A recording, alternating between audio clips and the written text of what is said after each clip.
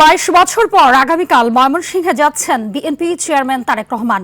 নগরীর circuit house মাঠে নির্বাচনী জনসভায় বক্তব্য রাখবেন তিনি। তার সফর ঘিরে মঞ্চ তৈরির পাশাপাশি জোরদার করা হচ্ছে নিরাপত্তা ব্যবস্থাও। নেতাকর্মীরা বলছেন এটি স্মরণকালের সবচেয়ে বড় জনসভা হবে। এতে চাঙা হবে নেতাকর্মীদের মনোবল। জনসভা সফল করতে সার্বিকভাবে কাজ শেষ করার কথা জানান বিএনপির বিভাগীয় নেতারা। সার্কিট হাউস মাঠের এই সমাবেশে 5 লাখ মানুষের সমাগমের আশা করছেন তারা।